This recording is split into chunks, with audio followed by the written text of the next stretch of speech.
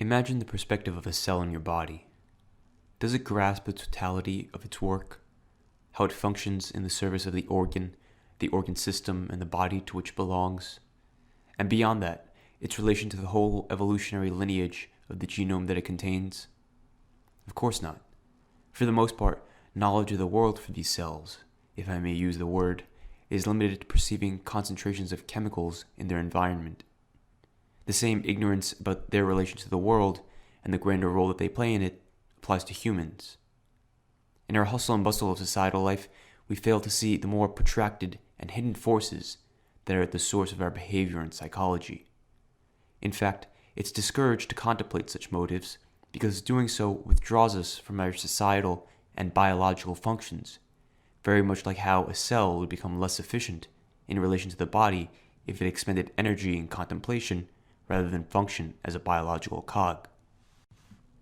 Luckily, we have philosophy, a discipline that removes us from our natural and social prejudices, and part of which aims at discovering the metaphysical, the more universal and hidden forces that guide us in the world.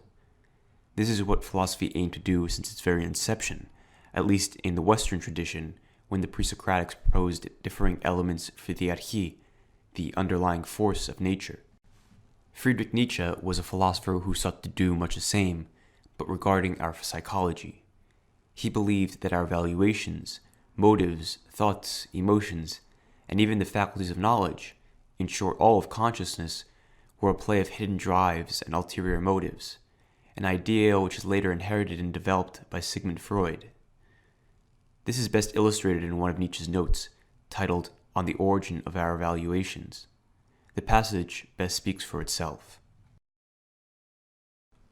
By far, the greater number of motions have nothing whatever to do with consciousness, nor with sensation.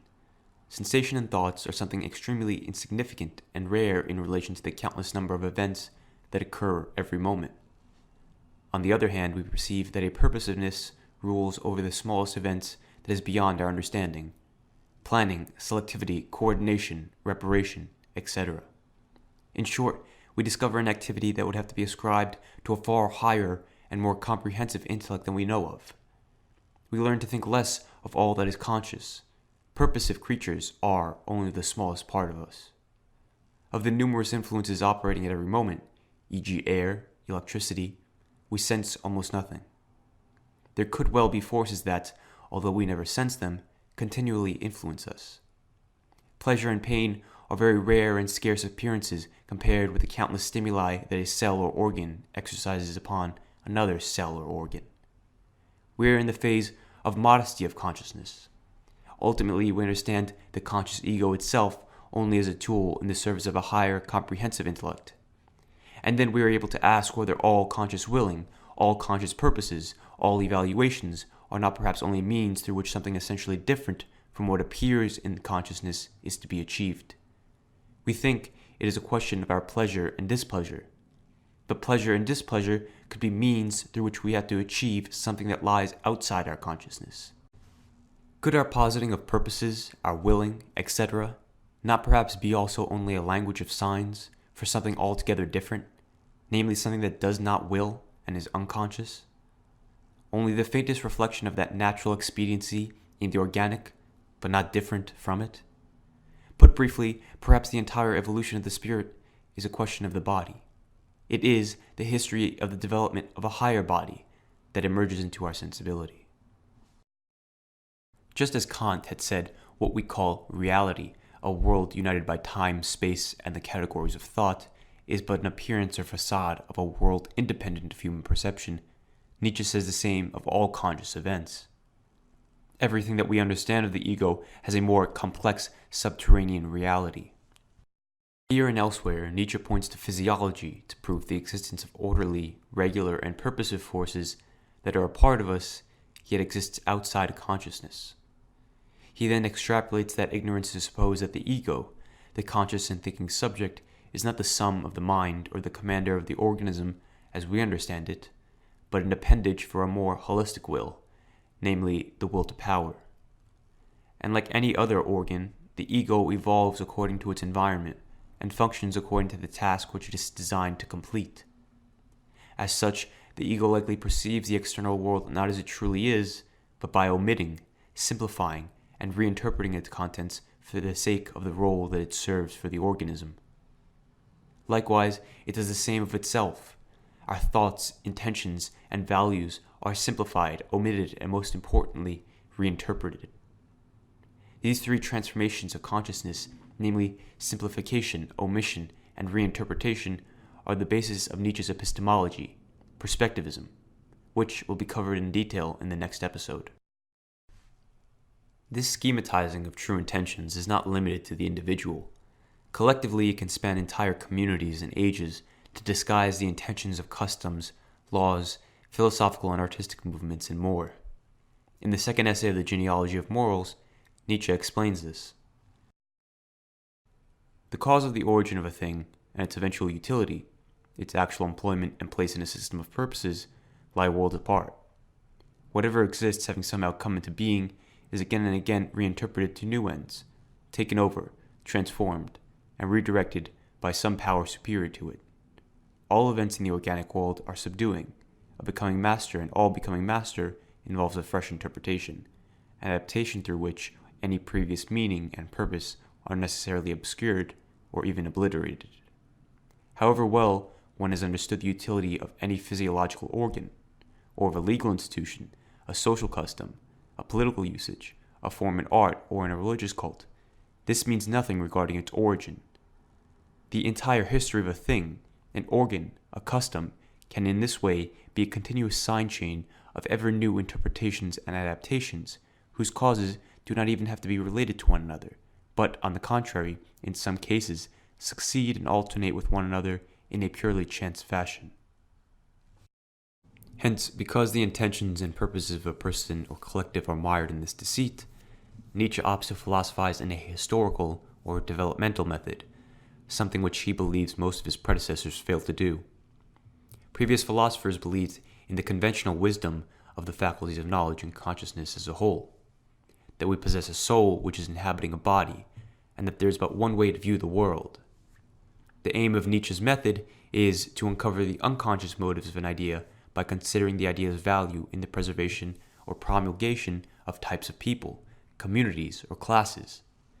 And he accomplishes this by analyzing historical implications of ideas, or the etymology of their words. The most famous contemporary parallel to this method is the idea of implicit or unconscious bias, in which the identification of racial prejudice of an individual or institution is based upon their contribution to racial disparities, while motives and intentions are largely discarded. In the preface of the Genealogy of Morals, Nietzsche provides an example of the questions he asks when approaching the subject of good and evil.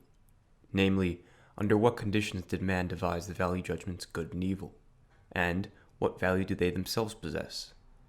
Have they hitherto hindered or furthered human prosperity? Are they a sign of distress, of impoverishment, of the degeneration of life? Or is there revealed in them, on the contrary, the plenitude, force, and will of life, its courage, certainty, future? This method is a source of Nietzsche's critical brilliance, especially his criticisms of his predecessors' philosophical writings. He presupposed metaphysical accounts as apparent.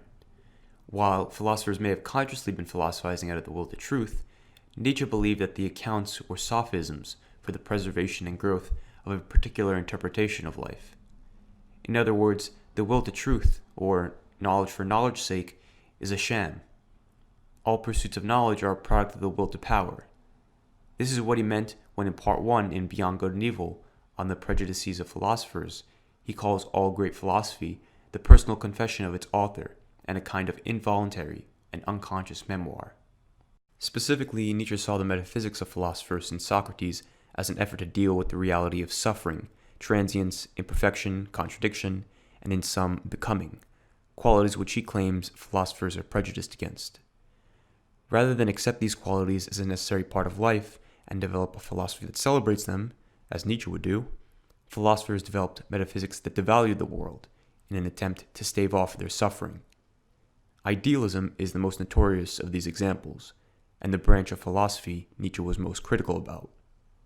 The idealism of Plato, Immanuel Kant, Arthur Schopenhauer, and the German idealists use theories of knowledge to proclaim the existence of a true world beyond our perception. Nietzsche, however, attributed this to their misery for all which they saw wrong with life. The true intention was to conceive and long for a world of opposite valuations. So to summarize, Nietzsche's approach to philosophical inquiries can best be summarized in 4 points. 1. Science shows that invisible and holistic forces rule over lower levels of phenomena. 2. Consciousness is likewise ruled by such a force. All conscious events, including our philosophical and artistic movements, and the perception of the world and ourselves, are subject to the strivings of a hidden will. 3. That will may strive for something completely different than we are conscious of. And 4. Thus, there is a need to uncover these drives through a historical or developmental method. Nietzsche's method and theory of knowledge, perspectivism, are the logical basis for the rest of his work. From them follow his ontology, the idea that the world is the will to power, his valuation for becoming, including the concepts amor fati and eternal recurrence, his severely anti-liberal politics, and many other ideas, all of which will be covered in the episodes to come. For now, I hope you enjoyed this episode. If it piqued your curiosity and you'd like to learn more about the subject, I recommend that you check out Section 3 of Book 2 of The Will to Power, and the entirety of Book 3, which will be linked in the description. If you have any questions or criticisms, feel free to leave them in the comments below. Thank you for watching. Until next time.